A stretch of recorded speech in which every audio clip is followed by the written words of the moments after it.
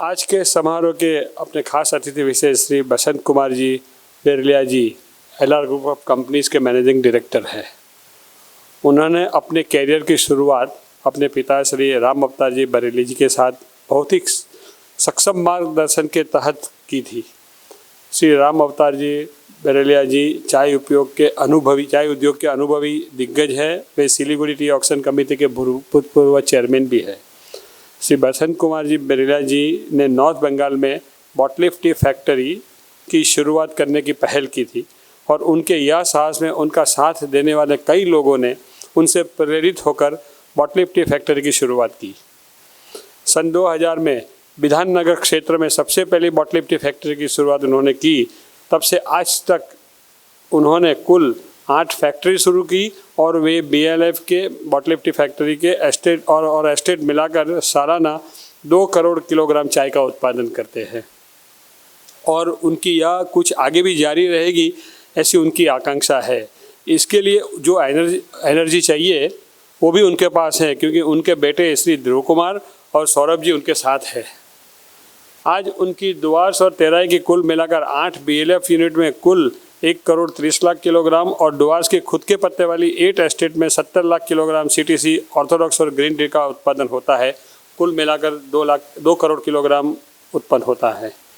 वे रसिया, Kazakhstan, Uzbekistan, Germany, UAE जैसे राष्ट्रों में चाय की निर्यात भी करते हैं। उनके पैकेजिंग विभाग में बरेलिया ब्रांड के नाम से चाय पैक होती है, जो बिहार, झारखंड, उड़ीसा, राजस्थान, सिक्किम और भूटान में मार्केटिंग होती है। चाय क्षेत्र के अलावा पूरे नॉर्थ बंगाल में उनकी मारुति सुजुकी कार की डीलरशिप और शोरूम भी है।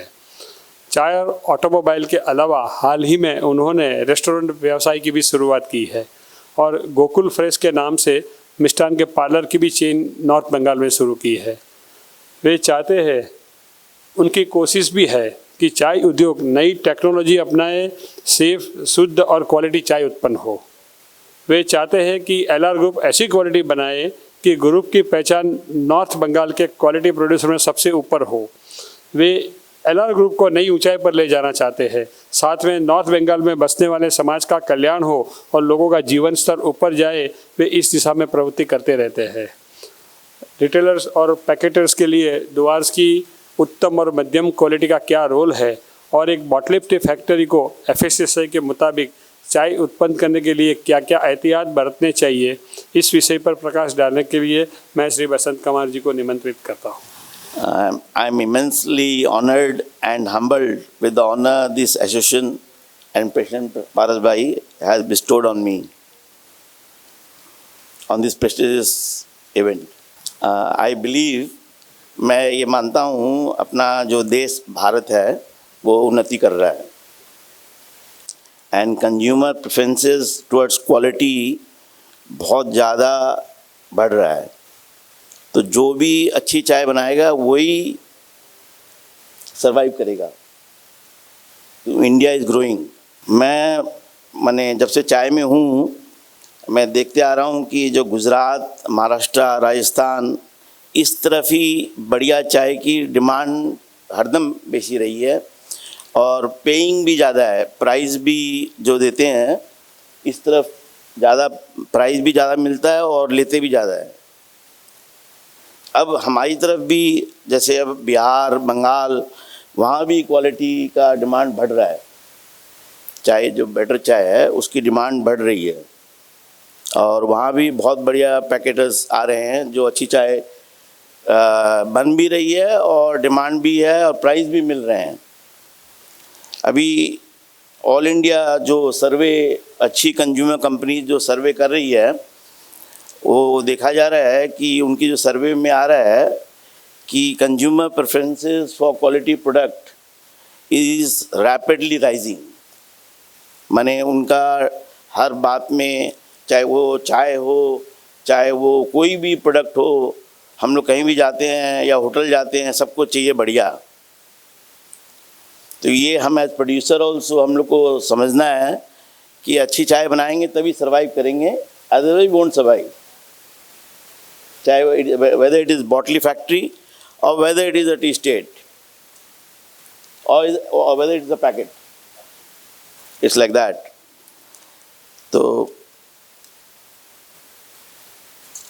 So producers need to take steps to improve common qualities substantially as the market is demanding. जो हम लोग जैसे हम मेनली बॉटलीफ है फैक्ट्री चलाते हैं, तो उसमें जो चाय जनरली बनती है वो मीडियम लोअर सेक्शन ज़्यादा बनती है. अब उसको अपलिफ्ट करने की ज़रूरत है बहुत ज़्यादा. दूसरी बात मेरा एक ये भी मानना है, एज ए कंज्यूमर मैं बोल रहा हूँ, जैसे मैं चाय का बहुत शौकीन हूँ, सवेरे उठता हूँ पहले चाय पीनी है, उसके बाद ही कुछ करना है. तो अच्छी चाय अगर नहीं मिलती है तो मज़ा नहीं आता है. ये मैं खुद की बता रहा हूँ.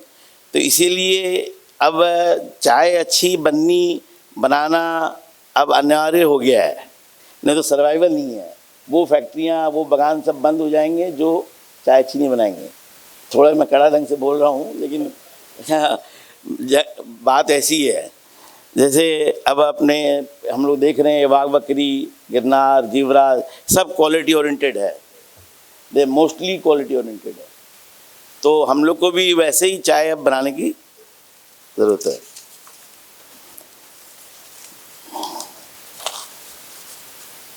And secondly, we are seeing better teas are handsomely paid also now. Better teas are handsomely paid also now. And now I'm coming to importance of Fasai and Trusty in our tea. Tea in everywhere, because Fasai, this food safety, we have to understand as producers that it is not only a certificate, having a Fasai license or a Trustee certificate. We have to now, when India is growing, we have to also understand that these things are mandatory now. To have, to follow Fasai, follow Trustees, what are the parameters, these all are needed to be done.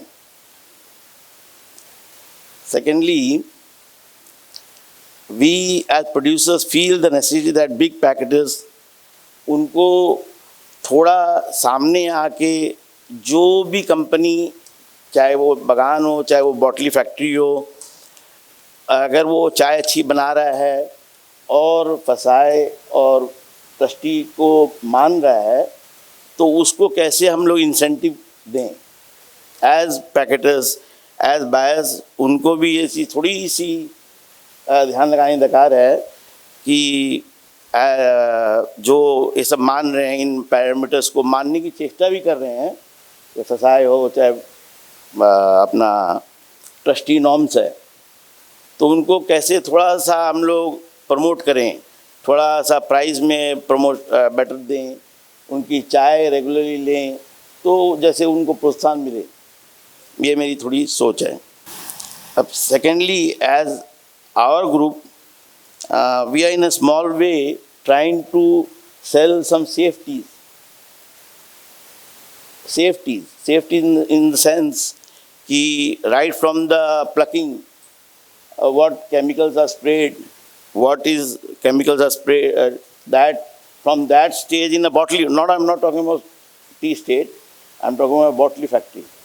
तो वहाँ भी हम लोग देख रहे हैं कि हम लोग कैसे करके बढ़िया उसको स्प्रे क्या कर रहा है, उसके बाद में वो ऑर्डर करके उसमें सर्टिफिकेशन करके वो चाय दी जा रही है. थोड़ी in small way of starting that. हम फूड सेफ्टी, जो हमारी जो गवर्नमेंट ऑफ इंडिया की फूड सेफ्टी डिपार्टमेंट है, गुजरात से तो है, ठीक है, इंडिया की हिसाब से बोल रहा हूँ, कि मैं चाहता हूँ, हम लोग चाहते हैं कि जैसे नॉर्मली नॉर्म्स हम लोग उतना जानते नहीं हैं क्या क्या नॉर्म्स है, तो हम चाहते हैं कि भाई अगर कुछ ऑल इंडिया या स्पेशली प्रोड्यूसर्स के यहाँ वर्कशॉप्स हो जो ये सब बताए ट्रस्टी का और फसाई का क्या मापदंड है, तो उससे भी बहुत फ़ायदा होगा. लोगों को अवगत कराएंगे ना कि भाई what is required, what is to be done.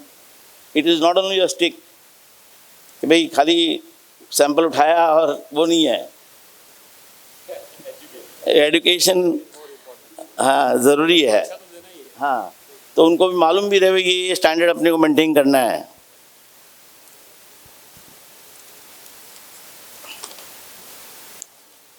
Adhering to these norms will not only improve our quality, it will attract international buyers, exporters, create trust in our teas, which eventually create better demand and better prices. इन्होंने जो कहा कि अच्छी चाय जब पीते हैं तो लगता है कि एक और पी लें, और जई चाय खराब रहती है छोड़ो हटाओ. तो ये बात तो पक्की है ही. एज ए कंज्यूमर हम लोग समझते हैं कि चाय अच्छी होने से डिमांड बढ़ेगी, प्राइस बढ़ेगा, तो उसमें कंज्यूमर को भी फ़ायदा होगा, प्रोड्यूसर को भी होगा, पैकेटर को भी होगा, सबको फ़ायदा होगा. All the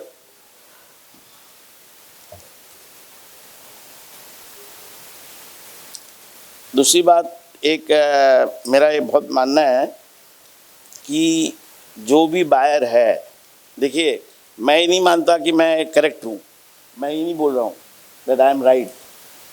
We are doing lot of mistakes. I am myself not able to control things.